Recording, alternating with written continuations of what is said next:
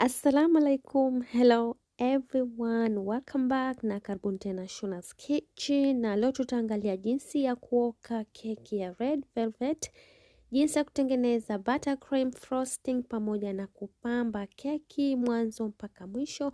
Please usiwache kuangalia video hii mpaka mwisho kuona steps zote.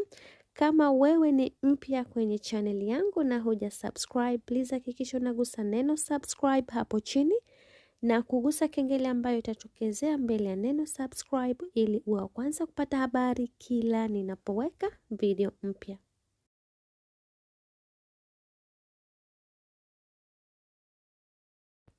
Mahitaji yetu kwa keki, tutahitaji sukari kikombe 1.5, sukari ambayo imesagwa. Hakikisha unatumia sukari ya kawaida ambayo imesagwa na sio icing sugar. Vile vile tutahitaji buttermilk kikombe 1. Unaweza kutumia buttermilk ya dukani ya kununua, lakini vile vile unaweza kutengeneza mwenyewe nyumbani kwa kuchanganya maziwa ya maji kikombe 1 na vijiko viwili vya white vinegar ama maji ya limau, na wacha kwa muda dakika 15. Itakuwa tayari kwa matumizi. Vile vile tutahitaji mafuta ya vegetable ama sunflower kikombe 1. Kama upo na kitabu changu cha keki utakuta kwenye keki hii tulitumia mafuta na siagi, lakini leo tutatumia mafuta pekee. Hapa niko na mayai mawili ya kiasi. Vile vile nitatumia cocoa powder ama unga wa cocoa vijiko 2 mpaka 3, na pamoja na arki ya vanilla, baking soda nusu kijiko kidogo, na baking powder nusu kijiko kidogo. Vile vile niko na rangi nyekundu, nimetumia rangi 1, lakini unaweza kutumia rangi 2, ama unaweza kutumia rangi ya jelly ambayo ipo strong zaidi. Nimetumia rangi 1, lakini kawaida napenda kutumia rangi 2 kufanya keki yangu kuwa na rangi nyekundu na ya kuvutia zaidi. Vile vile tutahitaji unga wa ngano vikombe 2. Nitaonyesha jinsi ambavyo napima unga wa ngano, na kuwa natumia kijiko na naweka kwenye chombo ama kikombe ambacho napimia. Nafuta kama hivyo na naendelea kupima. Unapochota unga wa ngano kama hivi kwa kutumia kikombe kile kile cha kupimia, kuna uwezekano mkubwa sana wa unga kuingia mwingi zaidi kuliko unaohitaji. Kwa hiyo tumia hiyo triki kupata kipimo sahihi. Nimetumia kikombe 1 kupima unga mara 2 na kupata vikombe 2, na hichi hapa ni size ya nusu kikombe. Nitapima size 1 kupata nusu. Jumla nimepima unga wa ngano vikombe 2.5.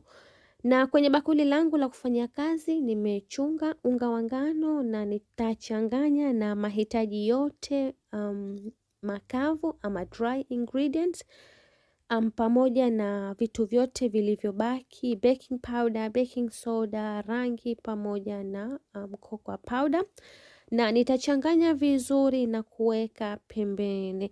Kwenye bakuli jingine nitachanganya mahitaji mengine ambayo ni ya maji ama sio makavu, ambayo ni mayai, buttermilk, mafuta na arki. Changanya vizuri vitu hivyo na uchanganye kwenye bakuli la unga wa ngano. Uwe na mabakuli mawili. Bakuli moja changanya ingredient kavu, bakuli jingine changanya ingredient za maji, na baada ya hapo changanya vitu vyote kwa kutumia mchapo. Si lazima kutumia mashine, lakini kama utakuwa nao unaweza kutumia. Na nimeongeza maji ya moto robo kikombe kufanya ingredients zangu zichanganyike vizuri, lakini unaweza kutumia maji ya kawaida, si lazima ya moto. Changanya vizuri na uweke kwenye pan zako za kuokea. Nimetumia pans 3 ambazo kila moja ina ukubwa ama size zake ni inchi 6 upana na inchi 2 urefu. Nikizikamata kwenye mkono mnaweza kuziona ni jinsi gani zilivyo ndogo. Unaweza kutumia pani mbili za inchi 8 upana, inchi 2 urefu, ama unaweza kutumia pani moja ya inchi 8 kwa 8. Nitakata karatasi za kuokea. Unaweza kutumia ambazo zimeshakatwa kabisa, lakini kama utataka kukata mwenyewe unaweza kutumia hiyo triki, ni rahisi zaidi. Na nitapakaza siagi kwenye pani zangu zote pamoja na unga wa ngano. Hii itasaidia keki zangu kuto kugandia wakati wa kuoka, hususan hizi pani ama hizi tin ni rahisi sana kuganda kwa keki ambazo si za siagi. Kama mlivyoona, keki yetu ni ya mafuta na si ya siagi. Kwa hiyo kupakaza siagi na unga wa ngano kutasaidia keki zangu kutoka vizuri zinapomaliza. Na kama mlivyoona, nilitumia siagi kupakaza tin zangu, lakini kama uko na zile spray unaweza kutumia, ni sawa. Na tin zangu ziko tayari. Nitagawa mchanganyiko wangu sehemu 3 sawa sawa, lakini kama utakuwa na tray 2 ama tin 2 unaweza kugawa sawa sawa. Na vile vile kama utatumia tin moja ama pani moja ni sawa, unaweza kuweka na kuchoma ama kuoka kama kawaida. Hakikisha unawasha oven moto 180 dakika 10 kabla kuoka keki zako, na uoke kwa muda wa dakika 30 au mpaka keki zako ukizichoma ujiti unatoka mkavu. Na nitazigota chini kama hivi kuzitoa hiyo air bubble ambayo imejiseti ndani. Baada ya hapo, keki zako zikisha kuiva, zitoe na wacha zipoe kwa dakika 10. Zikisha kupoa zitoe na ziweke ziendelee kupoa. Kama ni keki za kupamba, basi wacha zipoe kabisa, ama unaweza kuziwacha usiku mzima. Unaweza kukava keki yako na cream cheese frosting kama ambavyo tulikava keki yetu ya kwenye kitabu, lakini keki yetu ya leo tutakava na kupamba na buttercream. Hivyo tutahitaji grams 300 za unsalted butter ama siagi ambayo haina chumvi, ama niseme siagi ngumu, nikisema hivyo inaeleweka zaidi. Hili pakti ni la siagi grams 250, nimeongeza grams 50 nikapata grams 300. Na hakikisha siagi yako ipo kwenye room temperature. Kama ilikuwepo kwenye friji, itoe ipoe na iwe laini kama hivyo mnavyoona. Na usitumie siagi ambayo tunapakaza kwenye mkate ama siagi ambayo tunapikia keki za kawaida kutengenezea icing ama frosting yako. Haitokuwa vizuri ama haitopendeza na italeta shida wakati wa kupamba. Saga vizuri siagi yako kwa muda wa dakika 3 mpaka 5. Kama siagi yako ilikuwa kwenye room temperature, huo muda unatosha kuichanganya vizuri. Kama siagi yako itakuwa ngumu ama itakuwa inatoka kwenye friji, sasa inaweza kuleta shida kwenye kusagika. Hivyo unaweza kuhitaji kutumia dakika zaidi ya 5 kusaga siagi yako mpaka iwe laini. Nimeweka sukari ya unga ama icing sugar, nimetumia grams 600. Unaweza kuweka yote kwa pamoja ama unaweza kuigawa mara 2 na kuweka nyakati 2 tofauti. Unapoweka icing sugar kisha kuchanganyika, weka spidi kubwa kufanya siagi na sukari yako kuchanganyika vizuri. Malizia kuweka icing sugar yako kama nilivyosema, changanya kiasi na uweke spidi kubwa, usage kwa muda wa dakika 1 mpaka 2, na uweke maziwa ya maji vijiko 2 mpaka 3.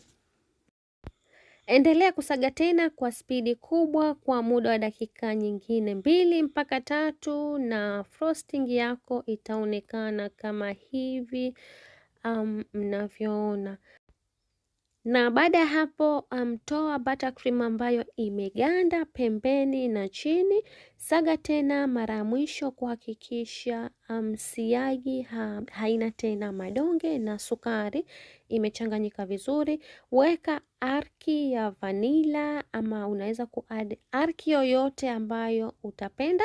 Saga ama changanya tena kwa mara ya mwisho na buttercream yako itakuwa ipo tayari kwa matumizi. Nitawaonesha tip ya mwisho ambayo nakuwa natumia mara nyingi. Si lazima kufanya, lakini unaweza kuweka maji ya moto kijiko kimoja na kuendelea kusaga kwa muda wa dakika nyingine 1 ama 2. Hii itasaidia buttercream yako kuwa smooth zaidi.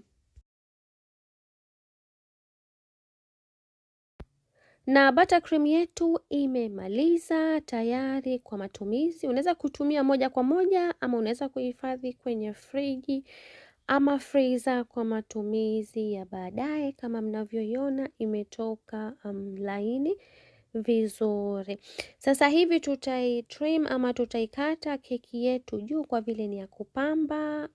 Unaweza kutumia trimmer yoyote, unaweza kutumia kisu kukata sehemu ya juu ambayo imevimba, ama kama keki yako imetoka haikuvimba basi ni vizuri zaidi. Kama nilivyosema, unaweza pia kutumia kisu, ni sawa.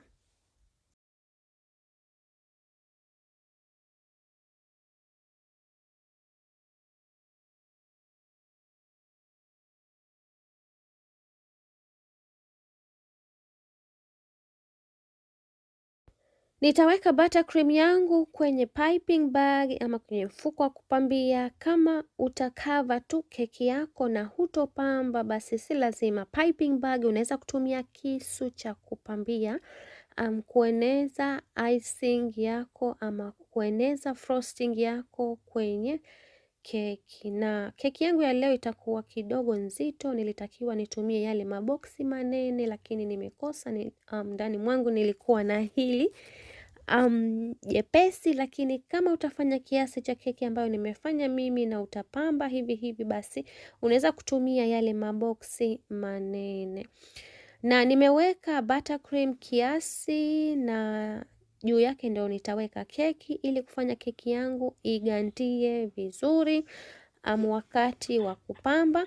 Na nitatumia buttercream kuweka pembeni na katikati nitaweka caramel sauce. Caramel sauce sijaonesha bado recipe yake, lakini inapatikana kwenye kitabu chetu cha keki. Unaweza kuweka sosi yoyote katikati kama ni Nutella, lakini vile vile si lazima kuweka sosi. Unaweza kueneza na buttercream peke yake au kama utatumia frosting nyingine. Nimeweka shira ama sugar syrup katikati, si lazima kama keki yako si kavu, lakini nimeweka just kuonesha kuwa pia unaweza kuweka. Nimeweka kwenye sehemu moja, lakini si lazima. Kama utatumia recipe yangu keki yako haitokuwa kavu. Na tayari keki zangu zote 3 nimeshaziweka na nitazikava na buttercream frosting yetu. Kama nilivyosema, kama keki yako unaikava tu na buttercream frosting na au cream cheese frosting, lakini hutoipamba, basi hutohitaji hii piping bag. Hii step yote unaweza kutumia kisu kupakaza kama hivi ambavyo nafanya sasa hivi. Keki yetu iko na crumbs nyingi, kwa hiyo kama mlivyoona nimeweka layer kubwa ya buttercream, lakini kama utatoa keki ambayo haina crumbs nyingi basi unaweza kuweka layer nyembamba, kwa sababu tutaweka keki kwenye friji na kuweka layer nyingine. Na nilivyokuwa na cover keki yangu ilikuwa inasogea, kwa hiyo nitaweka dowel katikati ili kuifanya itulie wakati wa kukava ama kupamba. Unaweza kuweka dowel sehemu 2 ama 3, lakini vile vile kama utatumia keki ya layer 2 inaweza kuwa si lazima kuweka dowel. na nitaweka kwenye friji kwa muda wa dakika 15. Wakati huo nitachanganya buttercream iliyobaki na rangi ya pink. Unaweza kutumia rangi yoyote, si lazima pink, lakini mimi nimechagua rangi ya pink na nitaweka na rangi nyingine pia. Na baada ya dakika 15 nitakava keki yangu na buttercream ambayo nimechanganya na rangi ya pink. Kama nilivyosema, inaweza ikawa rangi nyingine vile vile. Nitaweka rangi ya pink na haitokava keki yote, kwa sababu ya mapambo ambayo nitaweka yatapendezesha zaidi ikiwa inaonekana rangi zote.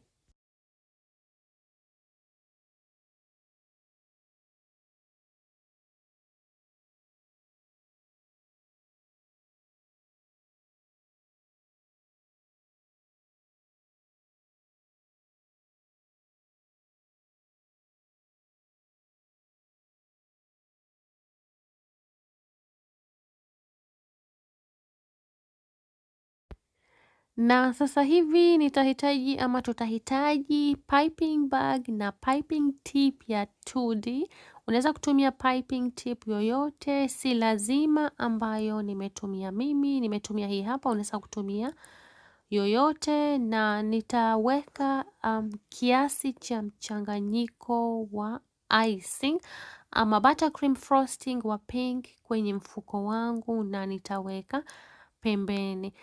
Buttercream frosting ambayo imebaki kidogo sana kwenye kibakuli nitachanganya na rangi nyekundu. Kama nilivyosema, si lazima kuweka rangi ambazo nimeweka mimi. Unaweza kuchanganya na rangi nyingine ambazo utazipenda mwenyewe. Kwa hiyo nitachanganya na rangi nyekundu na nitapakaza ama nitaweka kwenye keki kama ambavyo nimefanya kwa rangi ya pink. Rangi ya red pia nitaweka, si lazima uweke kwa mfumo maalum na si lazima ifatane, lakini vile vile si lazima uikave yote. Unaweza kukava kama hivi, na kama utahisi ukitumia scraper ni rahisi zaidi, unaweza kutumia.